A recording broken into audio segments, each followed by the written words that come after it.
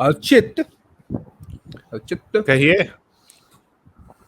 आज किस चीज के बारे में बात करेंगे, मतलब किस चीज पे बात होनी चाहिए? आज किसी बड़ी इंपॉर्टेंट चीज के बारे में बात करेंगे। हाँ, ये भी ठीक है। फिर कुछ इम्पोर्टेंट चीज के बारे में बात कर लेते हैं। शादी ब्याह के बारे में आपका क्या ख्याल है? अरे ये ये वाली चीज नहीं, थोड़ी अलग चीज। अच्छा। खाने की चीज है या ओ, हाँ, चीजेज। अमूल कौन वाली चीज? अमूल अमूल वाली वाली चीज की चीज बात या करें? नहीं नहीं, अमूल वाली ठीक चीज है, नहीं, कुछ अलग। उससे भी अलग, क्यों उससे नहीं? भी अलग चीज।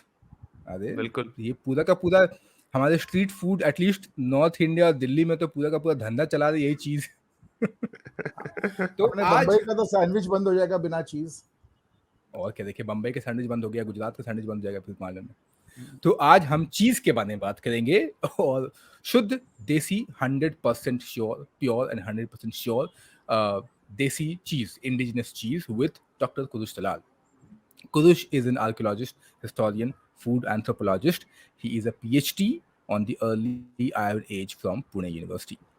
Kurush also owns Katy's Kitchen, a beloved and popular Mumbai catering services specializing in ethnic Parsi food.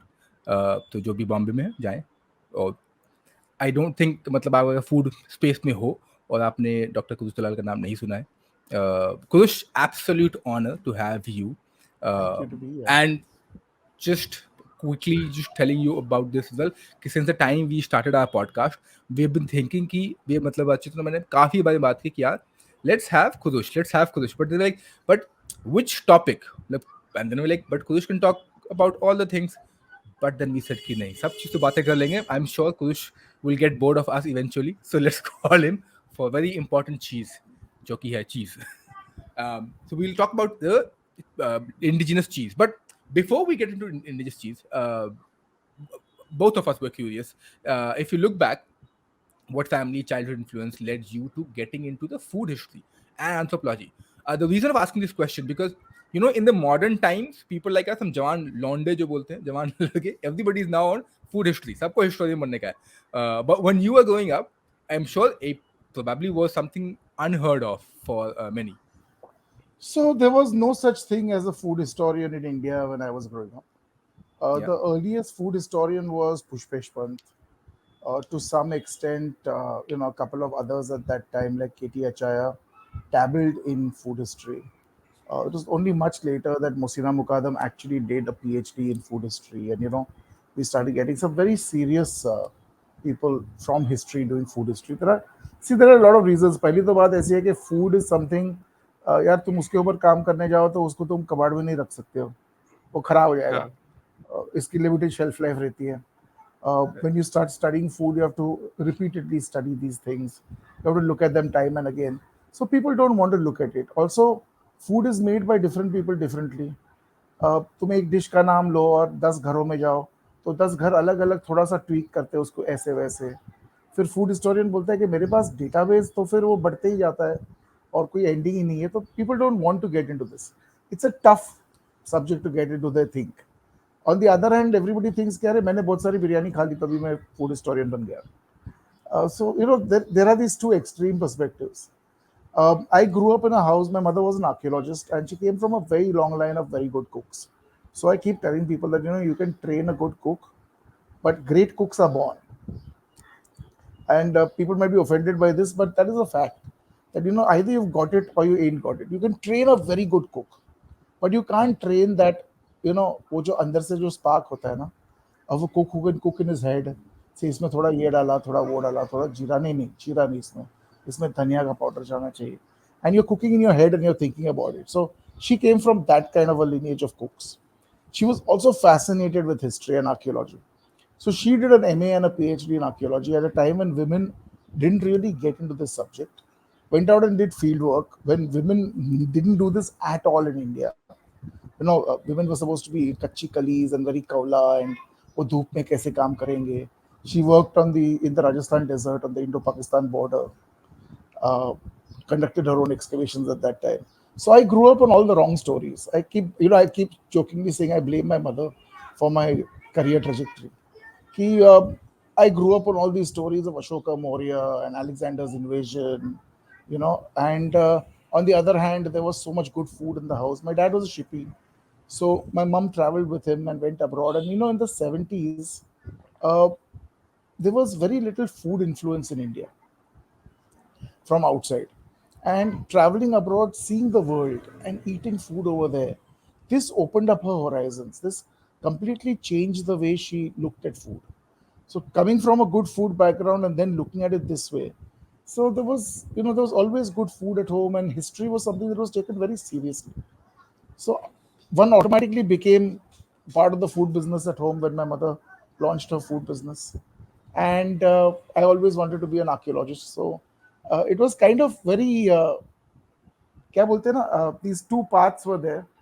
Archaeology for the mind, पेट पूजा के लिए food, because you have to have a roof above your head, you have to pay the electricity bills भैया. कितना भी तुम archaeology में बड़े बड़े तीर अंदाज बनो, you have to ultimately pay MTNL for telephone line and Vodafone for your mobile phone. So you have to make your money somewhere. So the idea was to do archaeology for the soul and do catering for the heart. And then my wife Ria told me 2 3 times that तुम इतना जानते हो food के बारे में, food की history के बारे में, तुम क्यों नहीं उसके बारे में कुछ बात करते हो या उसके ऊपर कुछ काम करते हो. And I said नहीं, तो मेरी थोड़ी सी नॉलेज है, थोड़ी सी नॉलेज है. Then a good friend of mine, Rushina, said, we should do something about this. So she said, you should talk about the archaeology of food. तो मैंने कहा छोड़, क्या इतनी बड़ी टॉपिक, इतना बड़ा रिसर्च कौन करने बैठने वाला है. And she said, चलो ऐसा करते हैं कि we'll design a menu. Some dish from Mughal period, some dish from Sultanate period, some dish that the Colis used to make before the Portuguese came. ऐसे 8-10 dishes try करते हैं of different eras, and we'll try and make a pop-up. So I said, this is the fun idea. इसमें मजा आएगा कि कौन से spices थे, कौन से ग्रेन्स थे, कौन सी दाल थी, ज्यादा करके मीट क्या खाते थे. ऐसे ठीक है. Then about 8 days before we were to have the lunch, she said, by the way, we have sold tickets and we have announced that you will be speaking on the archaeology of food before that. मैं पागल हो गए क्या तुम लोग, ये किधर से आने वाले, how is this going to happen also. So I thought चलो गूगल इज एवरीबॉडीज सेवियर. हम बैठ जाएंगे एक आध दिन गूगल पे, तो आर्कियोलॉजी ऑफ फूड इंडिया करेंगे, archaeology of food in India करेंगे, इंडियन आर्कियोलॉजी करेंगे, फूड टैग लगा देंगे, तो हो गया काम अपना. And that was when I came for a very rude shock. Very rude मतलब tremendously rude. I spent an entire day and there was nothing on the archaeology of food in India. Wow. तो मैं बोला Wow. ये तो suicide है. हाँ, तो अपन खुद के हाथ से खुद के पैर पे कुराड़ी मार दी अपन. तो अब क्या करना है. So I actually sat down and I took 2-3 hours to myself, trying to be very, I mean, now that I think of it, I was trying to be some bada gyani and said, let's honestly put down together कि archaeology of food में क्या क्या होना चाहिए. तुमने archaeology किया, इतना खाना पकाया है, खाने के बारे में इतना पढ़े हो, so what should be there in the archaeology of food. And I realise कि आर्कियोलॉजी ऑफ फूड के ऊपर बहुत काम हो चुका है, सिर्फ उन्होंने उसको फूड नहीं समझा है. People have worked on animal remains. This animal was cooked, that animal was not cooked, this animal was domesticated, but they are not saying that this animal was food. Similarly for grains, लोगों ने pottery के ऊपर काम किया, ये pottery storage के लिए थी, ये पॉटरी कुकिंग के लिए थी. अरे लेकिन क्या कुक करते थे अंदर, कैसे कुक करते थे, उसके बारे में तो बात करो.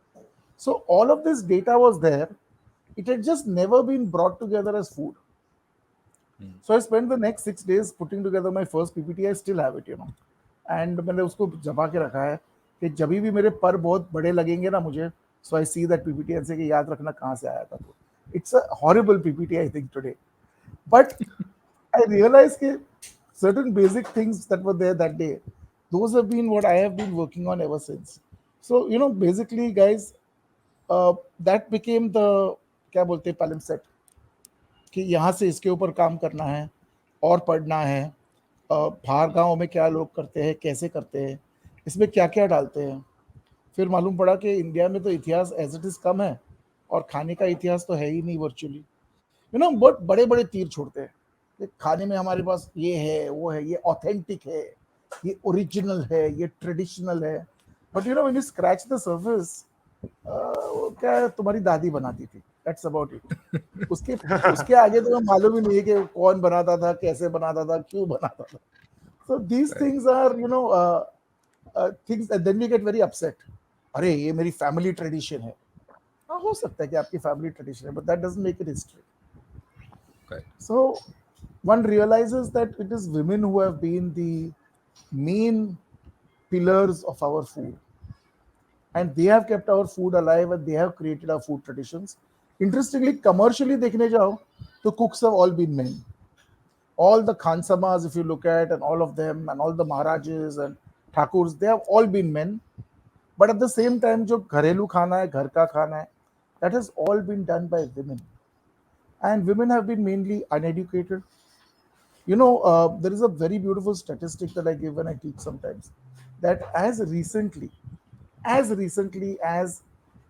1870s, 1880s, 98% of the women in India were illiterate. 98%. Wow. That's a big number. Huh. So then how are they supposed to maintain that history? History is all written record ना. तो उनके पास Yeah. तो oral history है जो mother to daughter सिखाई जाती है.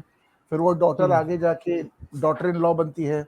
उसे बहुत कुछ फिर से सीखना पड़ता है क्योंकि सास कहती है ऐसे नहीं वैसे करो, ऐसे नहीं ऐसे करो.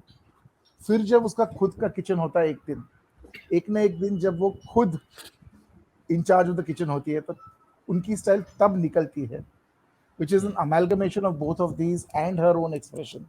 So every generation food is changing and women are keeping our food alive. All the cookbooks तुम इंडिया में देखोगे जो मेन cookbooks अब है, उनका history is basically history of 150 years, 150 भी नहीं, 140 years I would say. And उसके पहले जो cookbooks है वो इन 3.5 है. For the last 2,500 years of Indian history, if you leave aside the last 140 years, we don't even have 150 cookbooks worth talking about. Oh, wow. शर्म की बात है ना. बहुत बड़ी. बिल्कुल.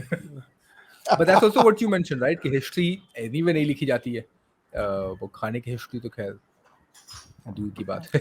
और अच्छा, taken for very granted interestingly, है, taken for granted है. खाते हैं सब लोग हैं. हाँ खाते हैं. कौन सी बड़ी बात है. Right. Correct. Acha, Kurush, one thing you and I share is even my father had a background in the shipping industry. वो भी shippy थे. उन्होंने भी पूरी दुनिया travel किया ship में, and that's how I got influenced on trying new cuisines, trying new foods, and वो मेरी family में खाने के मामले में open mind इसलिए because of the travel my parents did during my childhood. That's a very big thing, Archit. That the more you travel, the more things you try out, the more you open your mind, the more it opens. The more Absolutely. experiences you have, the more you realize that if you eat each other's food, no, you'll stop trying to kill each other. That's my logic. Totally. I think that should be the highlight, that people should eat each other's food to love each other, not hate each other. Sadaf Great quote. आजकल ये ऐसा है ना कि हम देखते हैं everybody tends to be friends with people from their own community, their own religion. I find this very funny because when I was growing up ऐसा कोई था ही नहीं बॉम्बे में. It didn't matter what religion you belong to, कि तुम कहाँ से आते हो, क्या खाते हो. In school, my best friends, one was a Bori Muslim and the other was a Hindu Sindhi, and he was vegetarian. My Bori Muslim friend could not eat virtually anything but non-veg and potatoes. और हम एक में के घर में पड़े रहते थे. एंड ऐसे कभी नहीं हुआ कि हमारे वेजिटेरियन दोस्त को हमने नॉनवेज खिलाया, और ऐसा कभी नहीं हुआ कि उसके घर जाके हम लोग बोले नहीं नॉनवेज खिलाओ हमें. We lived very happily on what was there. Everybody's mother was like our mother. ये सब लफड़ा ही नहीं था जो अभी है segregation का. Yeah. So that also brings me to the question as well, that what can we learn about how we ate from archaeology? तो अगर हम past में जाएंगे तो what is the significance? So the first thing, and this is the thing that kind of quite shocks people, is that our food history, जो अभी की अपनी food history, जो हम आजकल food खाते हैं, उसका इतिहास सिर्फ 11,000 साल पुराना है. It is Acha. only since we started growing our own food that we have this kind of food. So Right. as hunter gatherers before 11,000 years, we had a very different kind of food culture. आजकल का जो हमारा खाना है, all our food is built around at any given time one or two carbohydrates. अगर आप Yeah. कोई भी खाना देखो तो रोटी या पूरी या भाखरी से स्टार्ट करते हैं और चावल से खत्म करते हैं. Sometimes there हाँ. is just bhakri and sabji, or bhakri and dal, or हाँ. puri and हाँ. sabji, हाँ. or हाँ. paratha and whatever. Or sometimes there is just dal chawal. You come with me Correct. to Orissa, I will show you people who eat rice 3 times a day. Come with me to Konkan, I will show you rice 3 times a day. Yeah. And Assam, mein to there is no question of anything but rice 3 times a day. So, all our meals are based around some carbohydrate. और बाकी जो भी सब कुछ है ना, that is just to make the carbohydrate go down easily. So there's a very famous food anthropologist called Sidney Mintz. He has written a very interesting paper on this. That Indian food is essentially a carbohydrate and a few things to make that carbohydrate taste a little different and go down easily. And a lot of people get very upset in India about that. नहीं हमारा बहुत बड़ा tradition है ऐसा वैसा. But ultimately, when you go to the northeast, they don't care how much pork you ate or how much shark you ate. It is about how Yeah. much rice you eat. Come with me to South India, it's exactly the same thing. It's about how much Yeah. rice you eat. In Andhra, if you don't make a mountain of rice in your plate, तो यार तूने खाया ही क्या? North में जाओ और कहो कि मुझे एक पराठे में हो जाएगा तो लोग बोलेंगे क्या मजाक कर रहे हो यार, खाना अच्छा नहीं था क्या? 5-6 पराठे हाँ. ठूस लो. हाँ. So it's basically that is our main food. Everything else is peripheral, and that story is the story of people being made to grow their own food. We all think that यार कितना noble farmer, वो सूरज के नीचे बैल के पीछे हल चला रहा है और उसके हाथों से अन्न बना रहा है. Bullshit. No farmer wants to farm if he is given a choice. अगर तुम उसको Yeah. बोलोगे ना कि यार तुम्हें चपरासी की नौकरी देंगे और तुम्हारा घर कारोबार चल जाएगा वो पगार पे, तो वो चपरासी कल का कल बन जाएगा. Because True. nobody wants to work like a maniac over there in the field, in the heat. It's a horrible job. Archit, one of the worst things about farming is once you have put your crop in the ground, then you have to go Mm-hmm. to your farm every day to keep an eye on it. So Yeah. what are you basically doing? You're watching grass grow. That is what you're watching. How Yeah. exciting can it be to watch grass grow? I'm telling you, put wheat in a pot and spend 1 hour a day just watching your wheat as it's growing. You'll go mad. See, if you have a cow, for example, Yeah. अरे यार सुबह सुबह उठ के तुम्हें वो cow dung साफ करना है, वो गांव को नहलाना है और दूध निकालना है. शाम को जब तुम घर लौटोगे after watching grass grow the whole day, तुम्हें फिर से वही करना है. You have to shovel the bullshit, you have to wash the cow, and you have to milk the cow. And there are no bank holidays. There is no आज हाँ. ईद है, आज गाय को नहीं मिल्क करेंगे, और कल दिवाली है, we'll skip. नहीं भाई, you have to milk the cow every day, 365 days of the year. So, Yeah. who wants to live that kind of life? ये जो बड़े बड़े फार्मर्स है उनकी बात अलग है, उनके पास नौकर चाकर मशीन वगैरह है. जो छोटा फार्मर है, which is the bulk of India, he doesn't want to be a farmer. He tells his children के भाई तुम और कुछ करो, पढ़ाई वढ़ाई करो, नौकरी करो कुछ तो भी, थोड़े पैसे भेज दो हमें, गांव में चलेंगे. And we don't even realize that. So basically this is the story of our food, and this story is a very old story, and our number one protein for the longest time was beef. Now this is something that a lot of people get upset with today. Wow. But right through the early Harappan period, the Harappan period, the late Harappan period, all the way to the historical period, our number one protein was beef.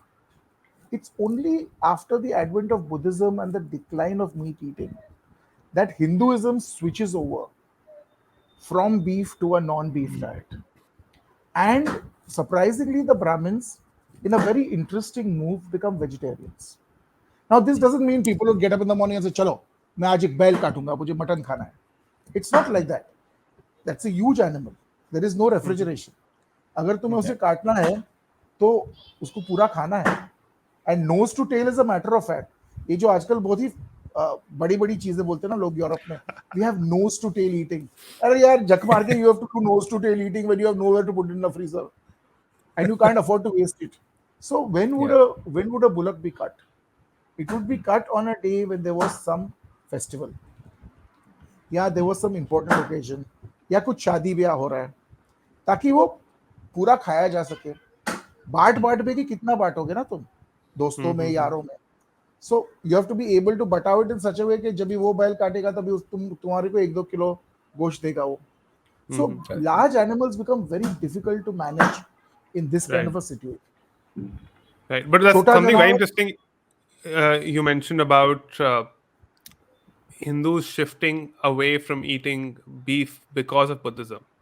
I'd love to yes, hear very more much. about that. So Buddhism made meat eating less popular. Right, Jainism made meat eating completely not happening. right. Okay, but the Buddhists were not about don't eat it. They were you should not eat it. You should have ahimsa. Ah, ah, Okay. Okay.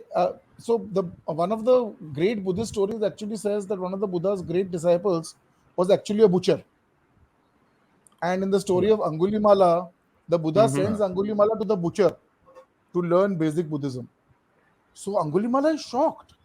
कि यार तुम मुझे कहाँ भेज रहे हो, ये आदमी मेरे को कैसे धर्म ज्ञान देगा. तो बुद्धा उसको समझाता है कि दिस इज हिज कर्तव्य to his family, this is his family business. He has to feed his family and take care of his family, and this is his role in society. So if he did not do it, he would be doing a disservice. That does that's not in any fascinating. way make his faith less or more. So there are very interesting stories like this in literature, in religion, and you can actually build things on this, And Got it. we see very interesting things. So, for example, Gujarat, which during the Harappan period sees so much meat eating, becomes predominantly a Gujarati Jain Buddhist society. You see meat eating go down, fish eating almost disappears. Now imagine such a beautiful coast.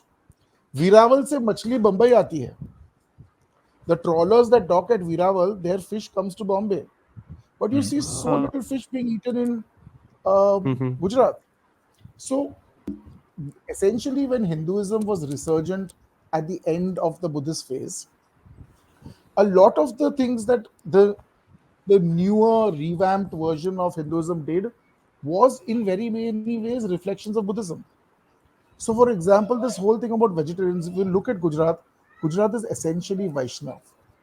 And the Vaishnavites are the big vegetarians of India. It's not the Shaivites. The Shaivites are very happily mutton eating people. But on the other hand, the entire Vaishnavite system is different. Now, in certain areas like in the far east of India, Vaishnavites also eat fish because और कुछ है नहीं भाई खाने को. But it is something that is not eaten with great passion. So the influence of Vaishnavism, the influence of Buddhism, the influence of Jainism, all these increase vegetarianism through the ages. And these are some very interesting phenomena. In India, it's so dangerous to even talk about it today. So difficult to even research it today. If you tell someone कि भाई साहब आपके पूर्वज 4000 साल पहले गौ का मांस खाते थे, हंगामा हो जाता है. हमारे पूर्वज ऐसा कभी कर ही नहीं सकते थे. अरे भाई कर ही नहीं सकते थे, कर रहे थे. हमारे पास आर्कियोलॉजी में उसका पुरावा है. So a lot of things that we see us eating in archaeology. For example, today when we cook with oil, हम कितना oil use करते हैं. पुराने ज़माने में you had to grow your own oil seed. So your oil use was automatically limited. Predominantly, if you had cows, you had ghee. And again, there was only that much cream, so there was only that much ghee. So the addition of fat to food was less. Fried foods were eaten only for really special occasions. अभी तो हम कुछ भी fry कर देते, कभी भी fry कर देते हैं. And deep frying has become the norm हो गया है. समोसे खाते हैं, बटाटा वड़ा खाते हैं, फाफड़ा खाते हैं, जलेबी खाते हैं, and we all enjoy it. You can't deny it. It's the whole salt, fat, carbohydrate thing. But the fact is that we couldn't do this. There were essentially two kinds of oil in India. Right. North of the Narmada, you had rai ka tel, mustard oil. South of the Narmada, you had sesame oil. And there are different names for it. If you go to Kerala, they'll call it gingerly oil. But it's the same thing. It is basically til ka tel. Maharashtra mein bhi til ka tel. Gujarat mein bhi til ka tel. But with the coming of groundnut, people switched to it because, see, it's all about per acre तुम्हें कितना मिलता है. हाँ. एक एकड़ में तुम्हें कितना ग्राउंडनट मिलता है वर्सेस आपको कितना तिल मिलता है और उसमें से कितना ऑयल निकलता है. अरे यार ये ग्राउंडनट बहुत बढ़िया चीज है. उससे तो साला ज़्यादा you get bigger crop, you get more oil. Investment by farmer is same. उतनी ही मेहनत, उतना ही खत. So suddenly, groundnut oil is a very good oil to use, right? So everybody slowly switches to groundnut because it's cheaper. We don't very often realize that these are not our traditional oils. It's okay, but we should know these things. How much of our food has come from outside? How much of our spices have come from outside? When I tell people in India today, educated people in the food business is one thing. But when you are in a rural area and you explain to people that potatoes, tomatoes, chilies, these are not Indian. And we have had these Correct. here in India for only last 300 or fewer years. That India में मक्का नहीं हुआ करता था. मक्का एक 150 साल से इतना popular हो गया जो ब्रिटिश ने उसको बड़ी बड़ी मात्रा में इंट्रोड्यूस किया सब जगह. हम जौ खाते थे, बार्ली खाते थे. So, these things, people find it impossible. I had a Sardarji get very upset with me and say, how dare you say that ये 150 साल से ही हम लोग मक्के का उत्पादन कर रहे हैं. मक्के दी रोटी तो हमारा ट्रेडिशनल फूड है. I said, नहीं भाई साहब, का ट्रेडिशनल फूड जौ दी रोटी है. आपने मक्के दी रोटी बाद में चालू की. And you can scream and shout and beat your chest and tear your gireban if you want to, but facts are facts. So, it becomes very difficult sometimes. This is why I keep telling people, ये authentic वाली जो बात है ना, अर्चित, सदफ, ये authentic वाली बात है ना, आप घर पे ही रखो. आप मुझे मत बोलो क्या authentic है और क्या authentic नहीं है. True. But in fact, both of us completely agree on authentic food. I mean, both of us saying there is nothing called authentic. In fact, I would also go to a stretch saying, मैंने जो बनाया recipe and if I gave you the same recipe, authenticity वहीं खत्म हो जाएगी because temperature change हो गया, इंसान change हो गया, कुछ ingredient change जाएंगे and automatically adjust हो जाएगा. तो authentic तो है ही नहीं कुछ दुनिया में. Sadaf, just think if you are living in Delhi, the mutton you buy in Delhi, the mutton I buy in Bombay. वो Correct. breed of goat is only different. उधर ही पहले मार खा गए. पानी is different. उधर ही मार खा गए. The masalas that I use, are they of the same potency? There is no standard potency of masala. ना सब जीरा एक जैसा होता है, सब राई एक जैसी होती है. ऐसा नहीं होता है. Correct. So unless you package everything into a box and send it to me with instructions and a large bottle of water, it's not going to be identical. It can't be identical. Exactly. That's the thing. खैर, तो एक काम करते हैं, एक छोटा सा break लेते हैं. मैं ब्रेक में जा रहा हूँ ब्रेड लाने के लिए. ब्रेड क्यों? क्योंकि ब्रेड पे हम लाए चीज़ और चीज़ की बातें करेंगे ब्रेक के बाद. Hello, everybody. It's been another great week on the IVM Podcast Network. On The Habit Coach, communication consultant Cass Thomas tells Ashton why communication always needs to start with us. Misconduct is back with Season 3. Raghavi and Nisha tell us the real-life story of Gangubai Kathiawadi. On Audio Gyan, Kedar asks architect Fernando Vello about the future of maps in the digital era. On Naan Curry, Sadaf and Archit break down the history of India's most important ingredient, milk. And on Marathi Kirkitun, the Deshmukhs talk about Ravi Kiran Mandal and his contribution towards Marathi poetry. Do follow us on social media. We're IVM Podcast on Twitter, Facebook, Instagram, and LinkedIn. On LinkedIn, we've been doing a series of profiles of people within the office, so do check that out for sure. And remember, if you're enjoying this show or any of our other shows for that matter, please do tell a friend. Also, don't forget to rate us on any platforms you're listening on. And you can also check us out on YouTube. We have a page on our website, ivmpodcast.com/YouTube, with a list of all our channels. We're also doing a small listener survey to better understand how you, the listener, responds to the advertising on our network. And also, we just want to know a little bit more about you. We would really appreciate it if you could spare a few minutes to fill it out. It will really help us build some better shows for you. And finally, we'd like to thank our sponsors on the network this week, SBI Life Insurance and Jupiter, a digital banking app. And we're back from the break. And Kurush, आपके पास interesting चीज है बताने के लिए हमारे पास? हाँ, so cheese is eaten in very many different ways and in very many different manners. So over the years, I've realized while catering that Indians love Amul cheese. We love processed cheese. Absolutely. And one of the most popular items that we make at Katy's kitchen is called a Hawaiian salad. Okay. Now, this Hawaiian salad is not eaten in Hawaii. And essentially, it doesn't look like much when you look at it. This is what it looks like. Okay. Wow. And the Hawaiian salad basically has chicken, pineapples, capsicums, celery, and a lot of chopped cheese, Mhm. all brought together with mayonnaise, a little bit of Tabasco, some salt and pepper, chilled, and turned into this yummy thing called Hawaiian salad. Hawaiian. Hawaiian salad. Wow. जो audio पे सुन रहे हैं, कुरुश is eating the Hawaiian salad right now. Eating the Hawaiian salad and making us hungry. Just saying. I think it's hungry. Yeah. But So, चलो recipe भी आ गई हमारे पास. We'll make it. अच्छा, तो ये इंडिया में जो we're obsessed with processed cheese, और अगर चीज ले पर्सन को बोले तो वो सोचेंगे पनीर, कॉटेज चीज, चना, और कोई ज्यादा फैंसी हो, इकोनॉमिक एलीट हो तो वो सोचेंगे parmesan, cheddar, brie etcetera. But India में Mozzarella. mozzarella. But India में now old types of cheese are making comeback, like kalari and bundel. Bundel, is that how you pronounce it? Tell us something Bandel. about those kind of cheese. Bandel. So there have been a number of cheeses that have been made in India. What is cheese basically? Cheese is a way of preserving milk. Right. तुम्हारे पास हमेशा साल भर उतना दूध नहीं होता है. जब हाँ. दूध होता है तब उसके साथ दूसरी भी चीजें होती है खाने के लिए. तो आपको बिल्कुल. अगर दूध स्टोर करना है Mhm. तो आप दूध कैसा स्टोर करेंगे? तो आपके पास दो ऑप्शन है. एक तो या आप घी बनाएंगे, आप बहुत ही सॉल्टेड बटर भी बना सकते हैं, हेवीली सॉल्टेड बटर, क्योंकि बटर भी आफ्टर सम टाइम खराब हो जाता है क्योंकि उसमें काफी मात्रा में पानी होता है. Mhm. See, all butter has water in it, so Yeah. butter tends to go rancid in the heat after some time. Bacterial action हो जाता है. So you have to very heavily salt the butter. That makes it difficult to eat.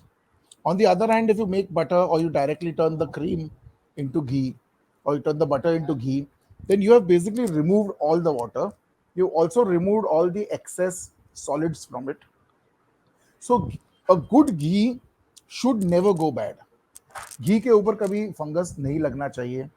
अगर आप गीली चमची या कुछ डाले तो दूसरी बात है अंदर, but as long as you keep your ghee properly, ghee is virtually indestructible. वो 1-2 साल बर्नी में बैठे रह सकता है. So that was the option mainly that we took in India in our hot conditions, whereas Europe and places like that took the option of turning it into cheese. So cheese was a predominant thing in Europe, and that is Eastern and Western Europe. Eastern Europe makes just as much cheese as Western Europe makes. It's just a fallacy that all your cheese comes from France. ऐसा नहीं है. सिर्फ France और Switzerland से चीज नहीं आता है. हंगरी में भी चीज होता है, रोमानिया में भी चीज होता है, रशिया में भी चीज होता है, यूक्रेन में भी चीज होता है. So all of these areas have very, very rich cheese making traditions, and these traditions are virtually farm to farm. हमारे गांव में गाय का दूध का ऐसा चीज बनता है तो उसका नाम लग गया. तुम्हारे गांव में बकरी का दूध का ऐसा चीज बनता है तो उसका नाम लग गया. So most cheeses are named after the place they've come from or the milk that is used. In India, cheese making traditions are very interesting. Traditional cheese making traditions in India, you have the kalari cheese, and this is again made in the cold weather by the nomadic cattle keepers, okay, of the Himalayan ranges. So they have a classic cheese called kalari.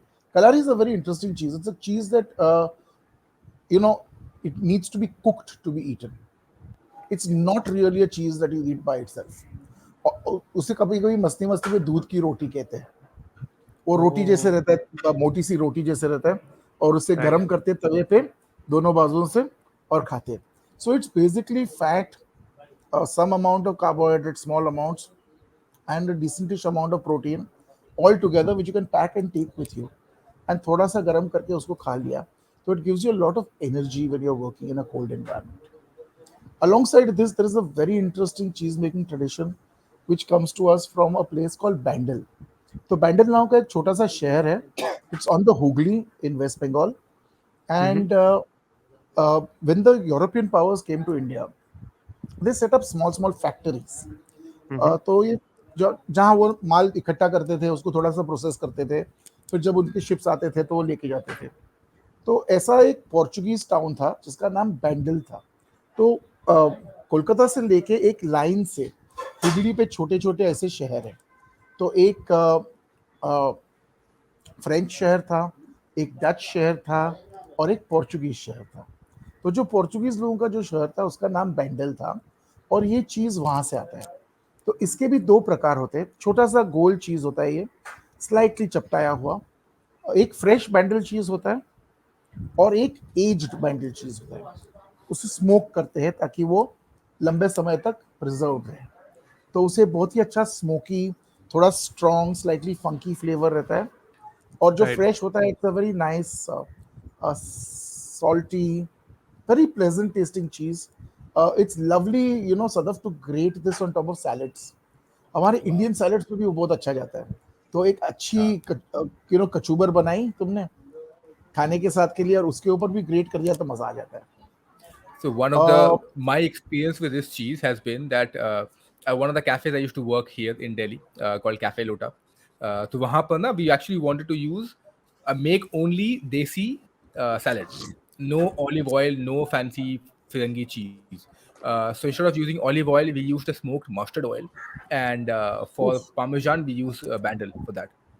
And it actually came there from you go. Calcutta. So one of the people we knew sent us the cheese.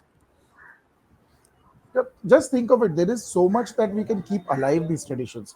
When I went to Calcutta and I first found out about bandel cheese, I was shocked कि ऐसा भी चीज एक tradition है।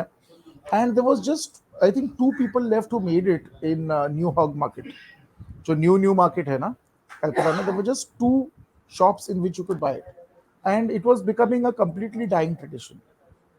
Luckily, the interest in bandel cheese has kept it alive, and now actually I am told that there is more demand for it than ever before, which is good.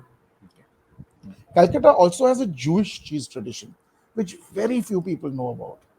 So Calcutta has a very nice and very vibrant Jewish community. Of course, now most of them are very old, and the young people have gone away to Israel or to other places. They have performed the Aliyah, as it's called, the right to return to the promised land.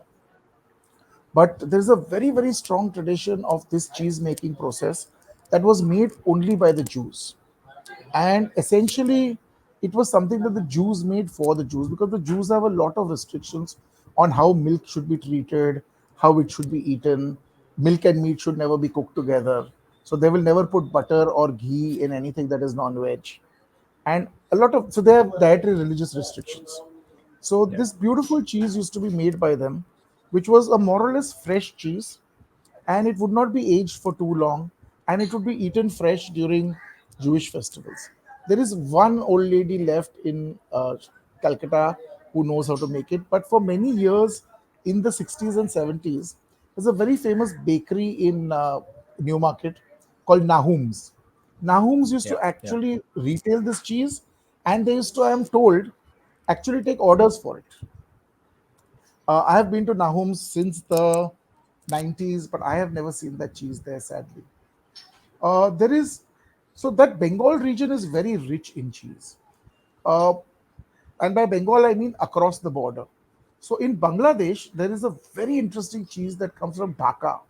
Again, a traditional Indian cheese, not a European cheese or a European style cheese made. It's called paneer, Ponir. Maybe you'll say, हाँ Oh. वो तो पनीर है। नहीं, वो पनीर नहीं है। So it's made out Acha. of hot milk, and it comes as a ball of cheese, a slightly Uh-huh. fattened ball.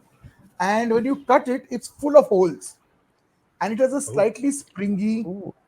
uh, faintly rubbery texture. As in it has a springy texture to it, doesn't have a crumbly texture, and it is full of holes. It's a gorgeous cheese to make sandwiches with. Absolutely gorgeous. And if you don't know people from Dhaka, you will probably never get a chance to eat it. So my friend Kanishka from Calcutta, he used to work a lot in Dhaka. He told me about this when I was talking about Bengal cheese. And I said, मैंने तो कभी सुना ही नहीं यार. So the next time he went to Dhaka, he brought some down, and he made sure that somebody coming to Bombay brought it for me. Fabulous.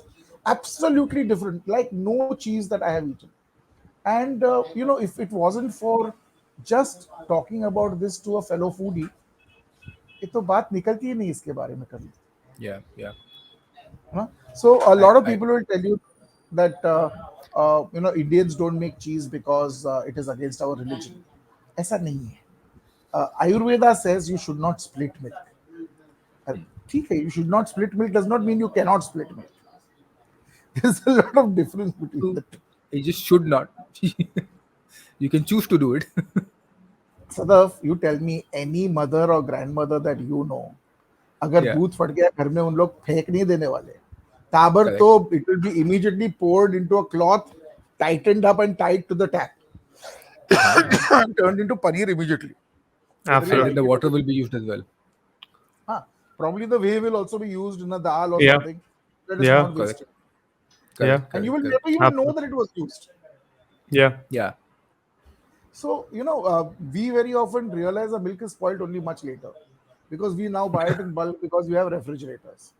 उस Right. जमाने में क्या 2 बार दिन में दूध वाला आता था. I remember in my childhood, Parsi Dairy Farm का भैया जी, as he was called, would come in his blue kurta with his khaki pants, short pants, carrying this big aluminum matka on his head, which had a seal. Every time it was filled, it was sealed, so that there was no pilfering.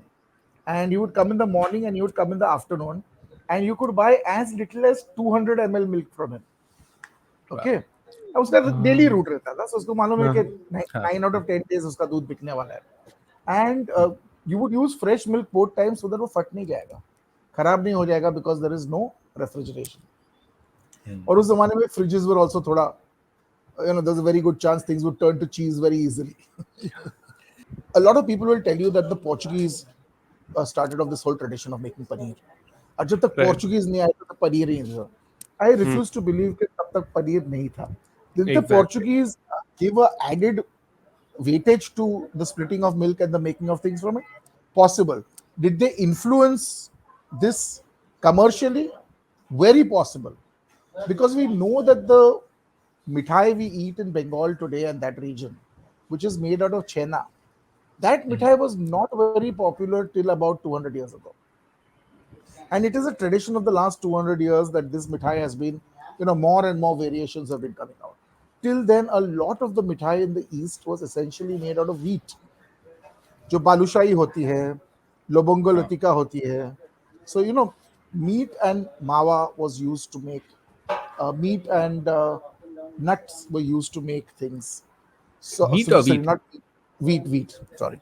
Wheat. So this was what was traditionally made. And there were, of course, halwas of different sorts that have always been made in India, right from gehu ka halwa, suji ka halwa, aate ka halwa, all kinds of things are made. One of the most beautiful halwas that I've eaten in my life was made out of burgul, जो टूटा हुआ गेहूं होता है ना, उसका जो हलवा बना था. So it was soaked overnight, then fried very slowly in ghee and jaggery with ilaichi. And that was it. There was nothing else in it. Gorgeous, absolutely gorgeous. I could have eaten bowls of the damn stuff. And so, what I'm trying to say is that these traditions have existed in India of making sweetmeats because India is where sugar comes from. India is the land that originally gave the world sugar. Sugarcane is from India. We know that at least for the last 1500 years, from the Gupta period, we have evidence of the word shakkara. And that if it was a full-fledged industry 1500 years ago, it definitely had roots that were earlier. So probably about a couple of thousand years of history of making sugarcane, jaggery, and turning it into what we call it khand. It's a khand कहते हैं जो brown coarse sugar होती है. Yeah. So we definitely will make it. हाँ, ये जो refined white sugar है वो दूसरी बात है. But ultimately it's all sugar. You'll have a lot of people telling you things like, no, I have diabetes, so I only put jaggery in my tea. ऐसा तो आप जागरी डालो या शुगर डालो या खांड डालो कुछ फर्क नहीं पड़ता है, सेम थिंग है. Same thing. ओके, आपको डायबिटीज है तो आप शक्कर मत डालो. बेटर देन अ सब्स्टिट्यूट, आप शक्कर मत डालो. It's the same thing. And there are different levels of sweetness. See crystalline sugar वो बड़ा क्रिस्टल होगा तो थोड़ा और मीठा लगता है because it's more surface area. Less surface area वो कम ही मीठा लगता है. Traditionally there is A, B and C sugar that is sold in all mandis. So we've had this tradition. We've had a tradition of sweetmeats, but it was not widespread. So essentially, if we are the land of sugar, we've had sweetmeats for the longest time. Right. Not in the volume that we have today again. Because now we have large scale industrial sugar making capacity. तब क्या था? You would have to grow your own sugar cane. तुम गेहूं बनाओगे या sugar cane बनाओगे बारिश में? अगर पहले आपको फैमिली को फीड करना है, आपके पास सरप्लस जगह होगी थोड़ी सी, खेती बाड़ी करने की तो आप गन्ना लगा सकते हैं, वरना आप गन्ना नहीं लगा सकते.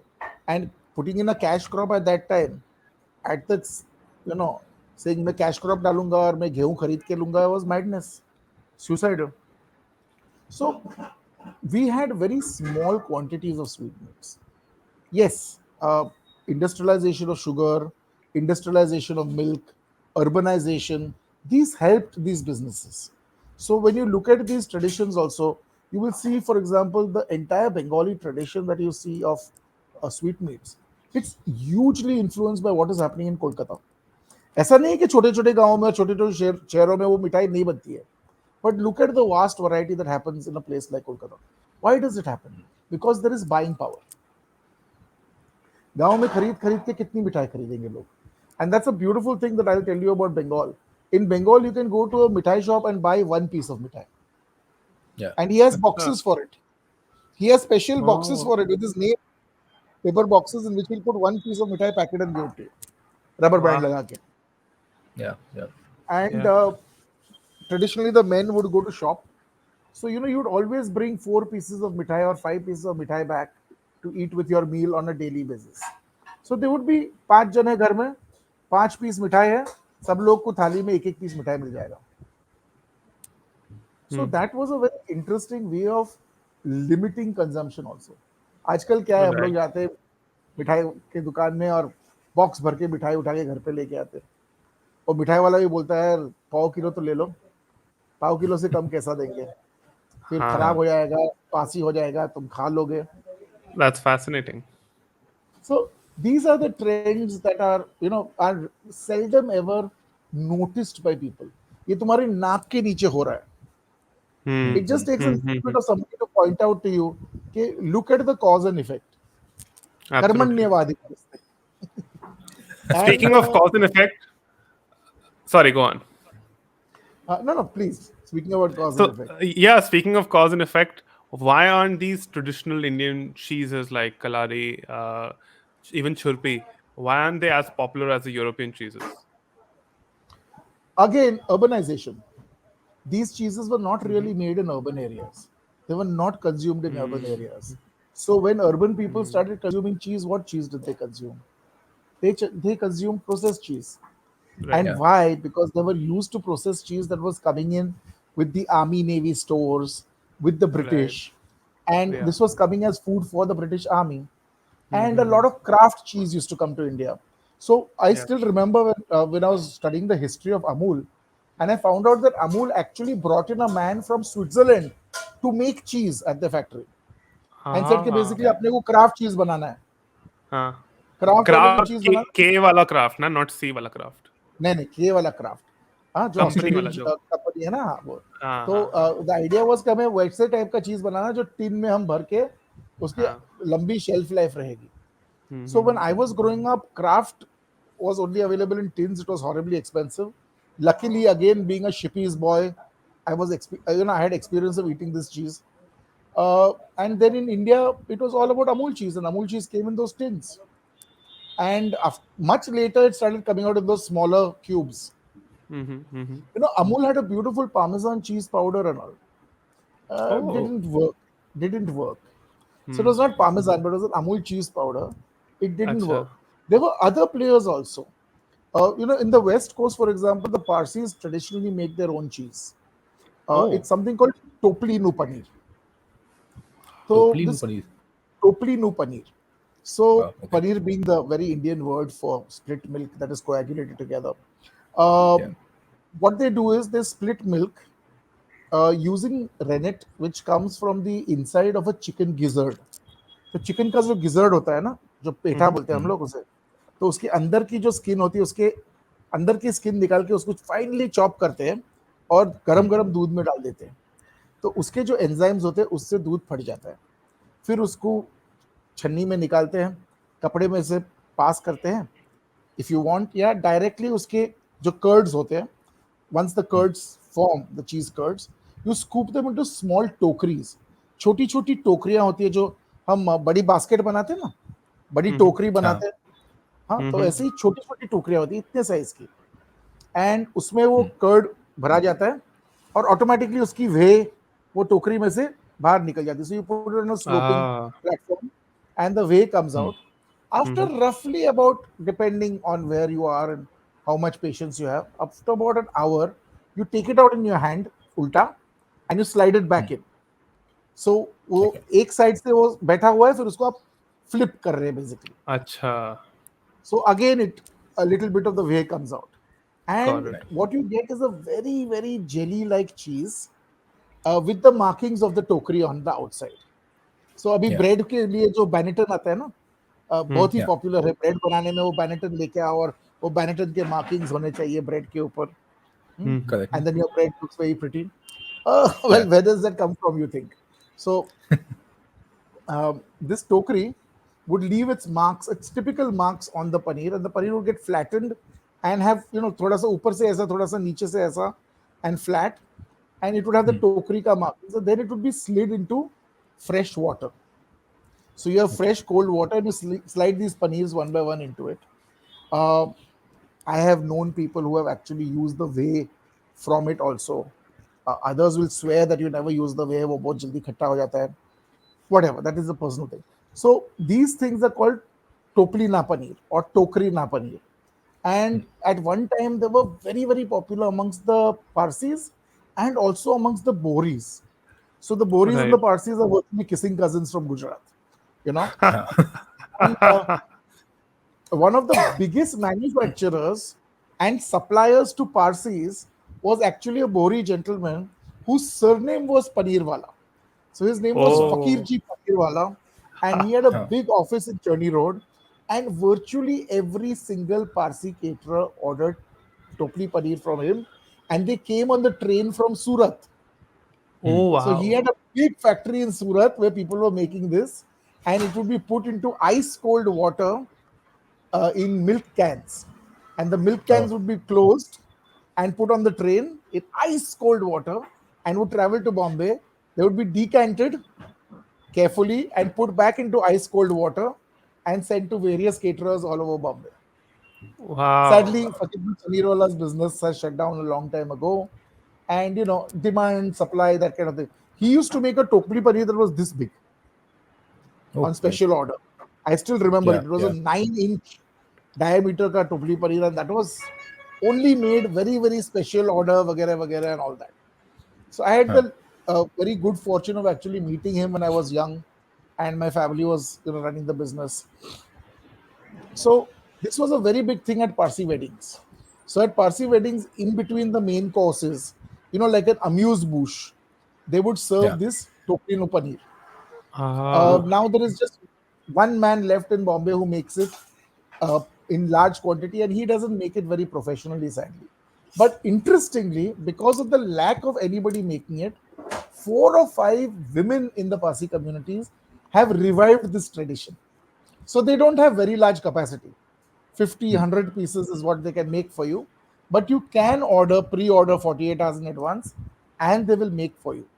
So luckily, this is something that has stayed alive. So if someone goes to Bombay, then they eat it somewhere? Yeah, but you have to, you have to know who makes it, and you have to order it in advance. And yes, you can. So I still remember when Chef Joy from Bohemian in Calcutta had come down to Bombay, and he desperately wanted to taste it. I told him, I said, before you come down, मुझे बोल दो और मैं order करवा लूँगा तुम्हारे लिए, and we'll send it to your hotel. And he was most thrilled to get it. So it's something that I do for my clients. Nowadays, we get a lot of clients who come down from abroad for weddings.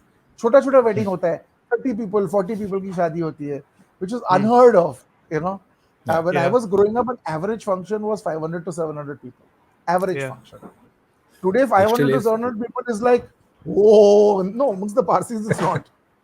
Okay. Every year, Sadaf, we do 2-3 functions of 1,200, 1,400 people. Every year. Abhi to, I think the last time I did one must have been 6 years ago. Oh. Yeah, because utna buying capacity nahi bacha na. See, non-veg menu hai, mutton, chicken, fish hai.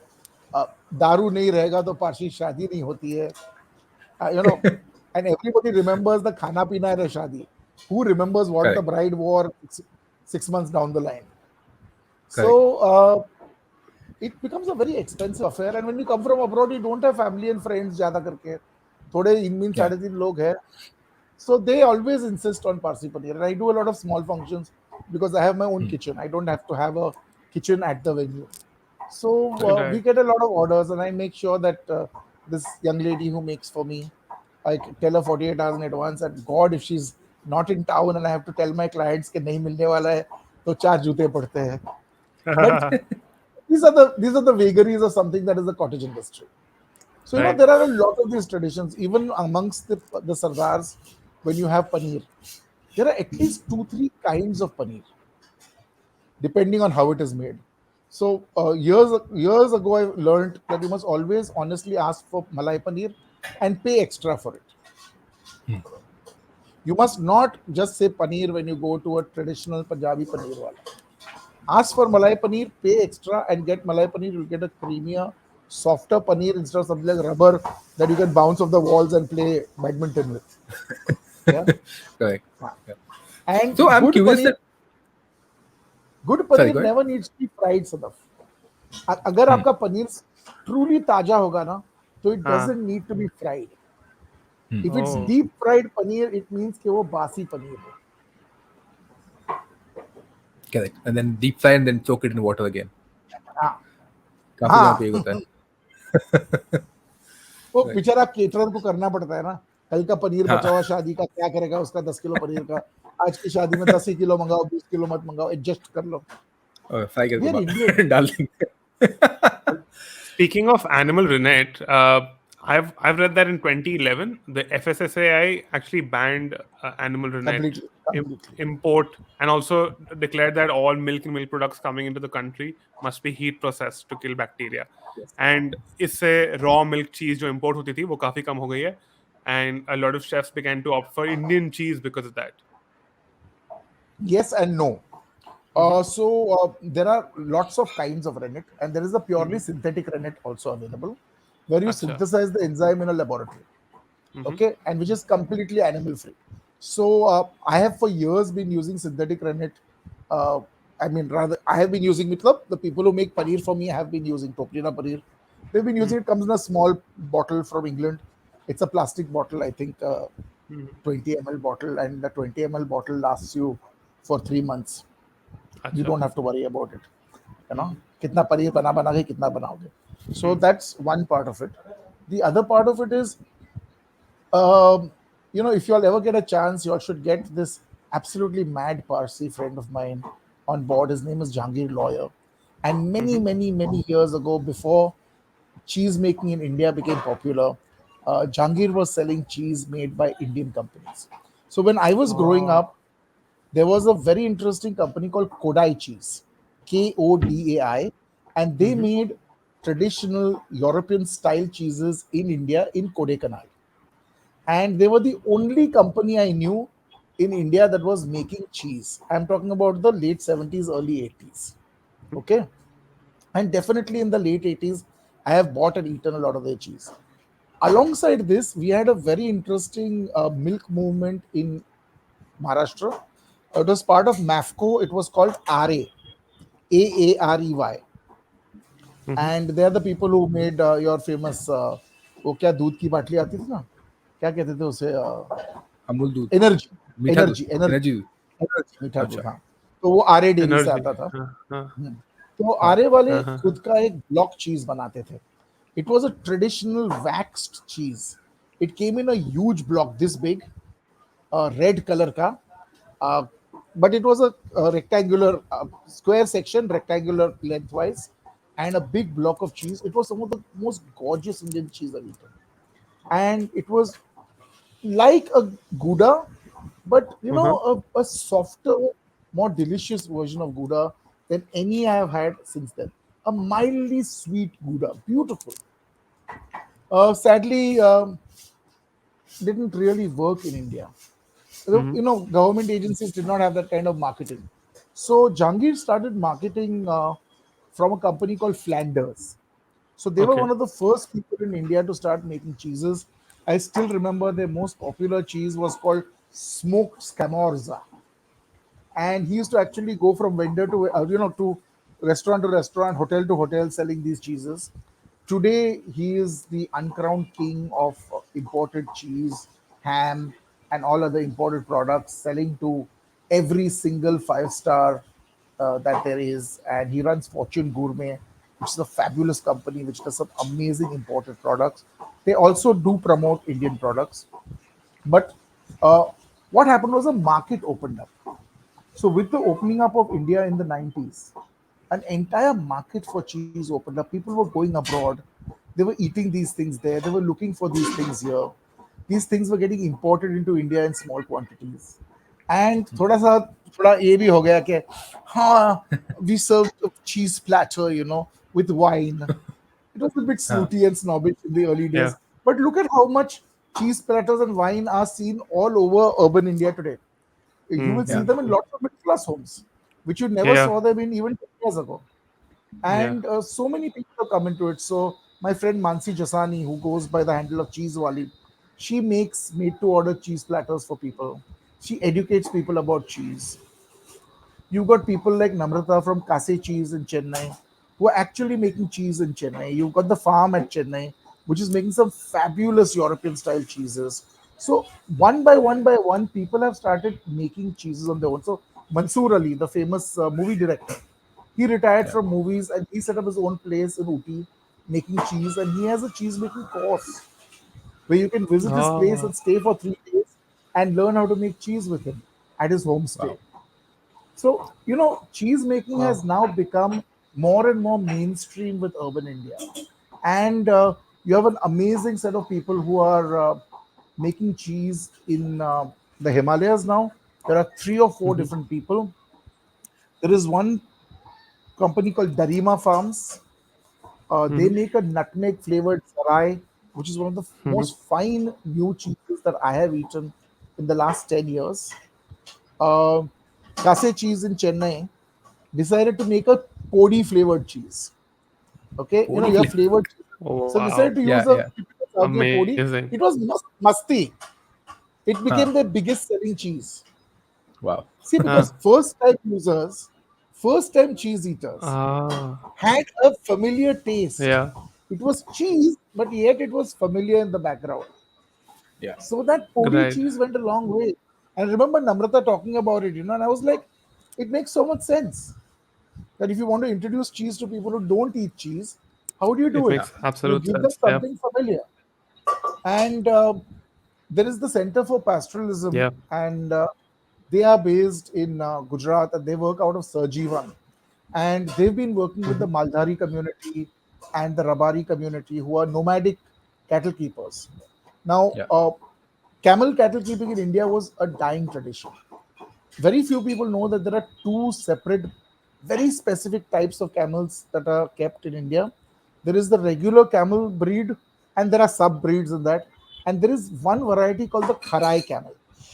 Mhm. The Kharai camel lives in the marshes of Kutch. It eats mangroves. Okay. So if you destroy the mangroves, there is nothing for the Kharai camel to eat. Or uska population was shrinking. Now they've realized the Kharai camel milk makes some of the most fabulous camel milk cheese. It's slightly salty. It's not the Yeah. best milk for making chai, but it's fabulous Mhm. milk for making cheese. And everywhere all over the world, people are saying camel milk is a damn good thing to have. People are saying, "Ha, camel milk में ये properties है." Lactose intolerant people have camel milk. Diabetic people, this helps you a little bit on the side. So, Mhm. camel milk is suddenly becoming very popular the world over. Hmm. Amul has started bottling it. So Amul is Yeah. buying it I've from these seen that. people now and bottling it. And what the Center for Pastoralism wanted to do was, it had realized that a lot of youth, Indian pastoral youth, were leaving their traditional family businesses, कभी कुछ है ही नहीं करने को, and working at things that they felt didn't give them enough respect. अब यार मैं Hmm. पैस्टरलिस्ट हूँ, मैं गाड़ी चला रहा हूँ या मैं बिल्डिंग पेंट कर रहा हूँ, इसमें मेरा वजूद क्या कह रहा है? So they said, let's empower these people to go back to pastoralism and make it sensible for them, meaningful for them to do this. They must get a livelihood out of it also. No, ऐसे नहीं कि you must be nomads, you must make milk. So what if nobody is buying it? ऐसे भी नहीं हो सकता है. Mm. Yeah. So what they did was they took a group of these young men and they took them to Amul and they showed them what can be done with milk. अगर milk को process करना है क्या क्या होता है, butter बन सकता है, घी बन सकता है, मिल्क पाउडर बन सकता है, chocolate बन सकती है, everything. They showed them all the various processes and then they said, see, the idea was to empower the kids. So they said, now you tell us what you would like to make from the milk from your animals. So, everybody thought that they will say something simple. They said, cheese. हमको cheese बनाना है. So, पहले तो the people who took them, they said, क्या हमने तो खुद का पैर काट डाला ना? But they said, no, if this is what they want to do, we must also find out a way to empower them. They told them that we'll find somebody who will teach you how to make cheese out of your milk. So they got in touch with Namrata at Kasi Cheese and her team. And Namrata came down and spent time with these kids. And they made some, I think 10 or 12 kinds of cheese in 2 months. Wow. In 2 months. Wow. That's less of a Crazy. time, you would say? It's quite less of time for somebody to get with this. Some of the cheeses honestly need a little help. But for a first time, I was blown away that somebody could do this. And out of them, there was one camel milk cheese, which I swear to you, Sadaf, if you were retailing this in a cheese shop now, it would sell out. It was that good. And there were a couple of beautiful, fresh goat's milk cheeses, chèvre style cheeses. They were a little more acidic than they should be, but they were very nice cheese to eat. Given a little time and time to develop the product, I think these boys will be able to create something fabulous. At one point, they were making a cheese, and they were being told about how cheeses could be flavored with different things. And this was the time जब सौंफ होती है ना, तो जंगली सौंफ बहुत होती है वहाँ. So they just took some saunf and added it to the cheese, and we had a beautiful cheese which was full of the flavors of saunf. Wow. And this they did organically by themselves. Yeah. So we keep hearing of cumin in cheeses. How often have we heard of saunf in cheeses? And now they are creating a product which can be bought, which can be sold, which gives them a completely new market for their milk, where they can value add to their milk instead of selling milk at low rates to large consumers, who then process it and sell it to other people. So they are taking out the middleman and creating their own cheese. So this kind of empowerment is possible only because there is consumption in India of these products now. Yeah. Market So is do you growing. see there is now a better future of indigenous cheese, of our local cheese? Oh yes. So one style of cheese that I didn't even dream would be popular in India is a style of cheese called Tom, Tomme. So we now have a Tom de Chennai, we have a Tom de Bombay, and the brie kind of fresh cheeses are very famous. So we have a Bombay brie, a bomb brie as it's called, and we have little cheesemakers doing some absolutely fabulous stuff. And something else I tell people is anybody can make cheese. Anybody can make cheese at home. It takes a little patience, it takes a little love, and you have to be very careful. But it doesn't take a huge investment. It, as I said, it takes a little experimentation. But as Sadaf, as you know, any cooking takes experimentation and experience. Correct. वो तुम कल उठ के chef नहीं बन जाने वाले. And patience.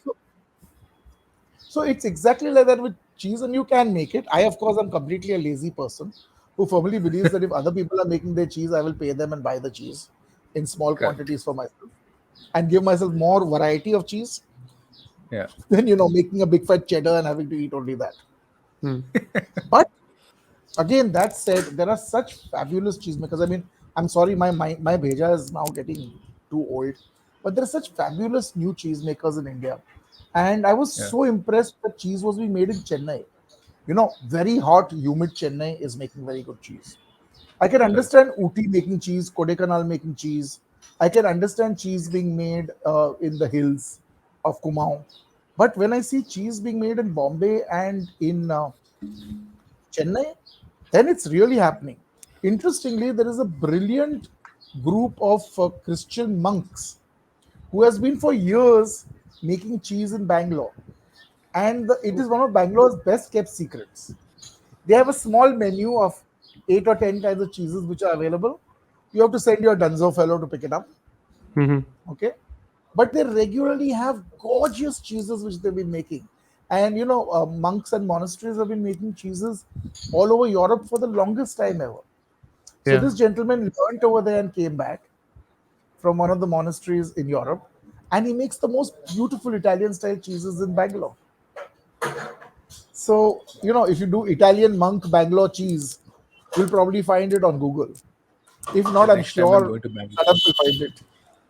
Next, I'm I just keep going to looking for it. Bangalore, so this time I go to Bangalore, I'm going to have some. Hmm. And with that, we are towards the end of our episode. Typically end of episode में हम और भी ज़्यादा fun करते हैं, और ये होता है favorite underrated and overrated products. So Kurush, your favorite cheese, indigenous cheese?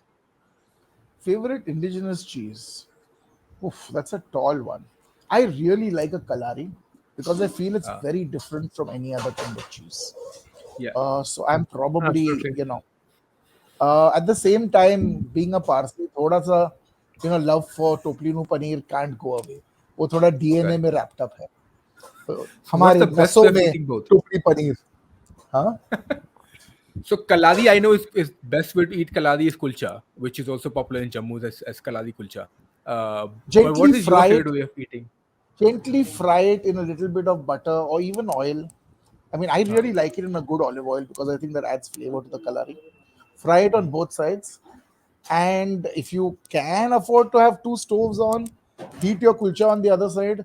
When your kalari is ready, flip it over, close your kulcha and eat it straight. It takes up. beautifully to flavors. It takes beautifully to Indian chutneys. It takes beautifully to Indian achar oils. So I would recommend that you heat your kulcha in the oil from a nice नींबू का अचार या आम का अचार या मिर्ची का अचार. Yeah, So that goes very well with it. awesome. And what would be your overrated cheese? Indian processed cheeses are not really cheese. And in that, sliced cheeses are even less cheese. So, processed cheeses are bad enough. I mean, but we grew up on them. Come on, you can't say no to a good pizza with oodles of Amul cheese on top, put in that little, gratinating OTG and turned Of crisp course. on the top. Okay, you can't say no to that. Come, how can you say no to that? But Exactly. the sliced cheese, which everybody loves and is mad about, is less than 30% cheese. Oh, So I find what is the that rest of it? kind of like, so the rest of it is emulsifiers and permitted this, permitted that, M32, G47, whatever those bits and pieces of chemicals are available. Pains my heart. And whatever. I mean, if it makes people happy to eat that, they should eat that. I got nothing against it. What I really have, which upsets me, is when you look at a packet of Amul cheese, for example, or Amul milk, for example, or Amul butter, for example, all three of which I consume before you say anything else. You will not find which milk it is. Yeah. Hmm. Have you thought of it? Look at an Amul butter packet. Does it tell you कौन से दूध का बना हुआ है? दूध का बना हुआ है, बटर है भाई. ये गाय का है, भैंस का है, कौन से जानवर का है? It doesn't tell you. Now the same packet when you go abroad, made by Amul in India and sold abroad, tells you what it is. That it is a mix of buffalo and cow milk. Right. Yeah. Yeah. So I find that, I don't know, unnecessary cloak and dagger. Because in India, we get far better fat content in buffalo milk. I am a great fan of buffalo milk. I don't like cow milk very much, especially Indian cows. I just find it different because I grew up on buffalo milk and I like the nice fatty, rich buffalo milk. And I'm fat. But I find it wrong that you don't tell people what goes inside the milk. What milk goes inside the products. I think companies should be made to tell. See, Govardhan, for example, has made an entire brand by saying cow's milk butter, cow's milk ghee, Yeah. cow's milk cheese. So why Yeah. can't you? Yeah. And there are new And brands coming up, milk brands, which talk about the cows they use, which type of cow they use, which type of buffalo they use. There are also idiots who tell you about A2 milk. There is no such thing as A2 milk. I'm one of those idiots. the last podcast of ours on milk, he has mentioned about A2 milk. There is no such thing as A2 milk. Scientifically, Yeah. there is no difference between A1 and A2 cattle milk. It will not. Oh my God, we've all got diabetes because we've been drinking A1 milk all these years. And drink A2 milk and your diabetes will go away. Your heart trouble will go away. Absolute rubbish. Absolute, Uh, total, complete rubbish. I'd love to And this talk whole about that thing, with you, but we're out yeah. of time, sadly. Uh, Sorry, but and finally, this whole thing about full moon ghee. Look it up, guys. This is my parting Yeah. shot. Look up full moon ghee on the internet. You'll blow your Yeah. brains out. We'll So, check it out. And what would be the underrated cheese? many cheeses are underrated. I mean, I don't know where I would start. So, like I said, the Darima Farm Zarai, very underrated.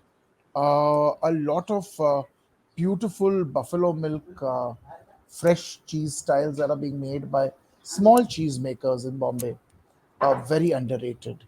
Uh, mm, Very interesting yak's milk cheese that comes from Nepal. It's not the churpi. Churpi is, cheese then dried and turned into little bits of hard plastic which you have to put in the side of your mouth and try to chew on. It's never worked for me because I didn't grow up with it. But you get a beautiful European style wheel, massive wheels of yak cheese. For years, the original German bakery before the sad, very, very sad blasts. And then, I mean, this German bakery today is, I don't know what it is. It's not the German bakery I grew up with in Pune. They used to always have a wheel and they used to sell it by weight. And that is one of the most underrated cheeses I've eaten. Beautiful hard cheese. Truly beautiful yak's milk hard cheese. Wow. Yeah, I've had some of these yak cheese in Darjeeling as well, at few of the places, and I think it gets one has to get used to it because of the very different kind of a flavor that has attached. Yes. A bit funky. Yes, I agree with you. Correct. खैर, on that note, अब हम करते हैं दुकान बंद. It is time for wrap up and so many cheese की बात हो चुकी है. It is time you, as Kurush said, whatever cheese you prefer, put it up and eat it because that's the way. Thank you, Kurush. Nachis. Thank you. Really, it's an honor. Say Thank you so Nachis. much. Thank you so much, Kurush. As I was saying, nachis को cheese खाना अच्छा लगता है.